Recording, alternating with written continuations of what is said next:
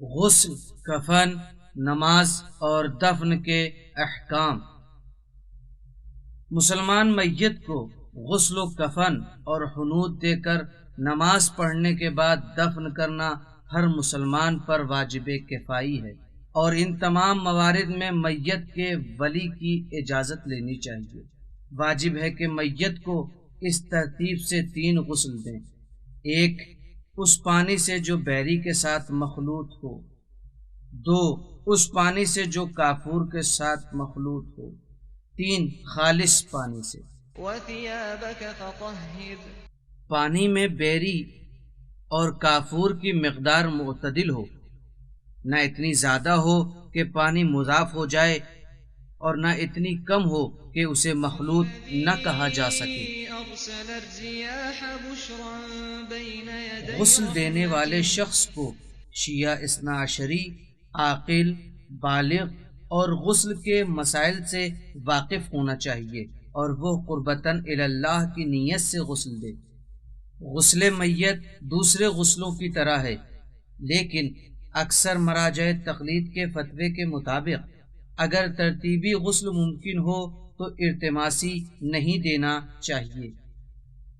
واجب ہے کہ غسل کے بعد میت کو حنوط کرے اور 7 اعضائے سجدہ یعنی پیشانی، دونوں ہتھیلیوں، دونوں گھٹنوں اور پیر کے دونوں انگوٹھوں پر پسا ہوا تازہ کافور ملیں۔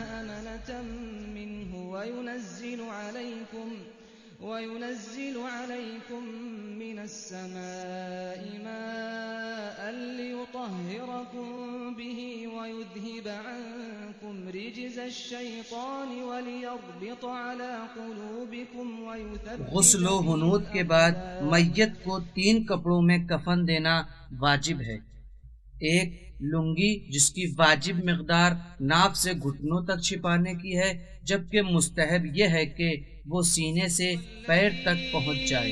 أَرْسَلَ الرِّيَاحَ بُشْرًا بَيْنَ يَدَيْ رَحْمَتِهِ وَأَنزَلْنَا مِنَ 2 السَّمَاءِ پیراہن کرتا جو شانے سے آدھی پنڈلیوں تک چھپا لے۔ 3 چادر جو اتنی لمبی ہو کہ دونوں طرف سے باندھنا ممکن ہو اور اتنی چوڑی ہو کہ اس کا ایک حصہ دوسرے حصے پر آ سکے۔ کفن کو مباح اور حلال ہونا چاہیے اور اتنا باریک نہ ہو کہ بدن دکھائی دے، اسی طرح وہ نجس یا حرام گوشت جانور کے اجزاء پر مشتمل نہ ہو۔ بالغ مسلمان میت اور وہ بچہ جو 6 سال کا مکمل ہو چکا ہو اور اس کے والدین مسلمان ہوں، اس پر نماز میت پڑھنا واجب ہے۔ نماز میت پڑھنے کے لیے میت کو اس طرح لٹائیں کہ اس کا سر نماز پڑھنے والے کے داہنی طرف اور پیر بائیں طرف قرار پائے، اور میت رکھی جانے کی جگہ نماز پڑھنے والے کی جگہ سے اونچی نہیں ہونا چاہیے۔ نماز میت بغیر وضو، غسل یا تیمم کے پڑھی جا سکتی ہے، بلکہ نجس بدن اور لباس کے ساتھ ادا کرنے میں کوئی حرج نہیں ہے، اور اگر نماز میت جماعت کے ساتھ پڑھی جا رہی ہو تو تمام تکبیروں اور دعاؤں کو مومنین کو بھی پڑھنا چاہیے۔ نماز میت میں 5 تکبیریں ہیں، اور یہ نماز اس طرح پڑھی جاتی ہے کہ بعد نیت پہلی تکبیر کے بعد کہے اشہد اللہ الہ الا اللہ وان محمد رسول اللہ، دوسری تکبیر کے بعد کہے اللہم صلی علی محمد وآل محمد، اور تیسری تکبیر کے بعد کہے اللہم اغفر للمؤمنین والمؤمنات، اور چوتھی تکبیر کے بعد اگر میت مرد کی ہو تو کہے اللہم اغفر لہذا المیت، اور اگر عورت ہے تو کہے اللہم اغفر لہذہ المیت، اور 5ویں تکبیر کہہ کر نماز کو ختم کر دیں۔ میت پر نماز پڑھنے کے بعد واجب ہے کہ اسے اس طرح دفن کریں کہ اس کی بو باہر نہ آئے اور درندے بھی اسے نقصان نہ پہنچا سکیں۔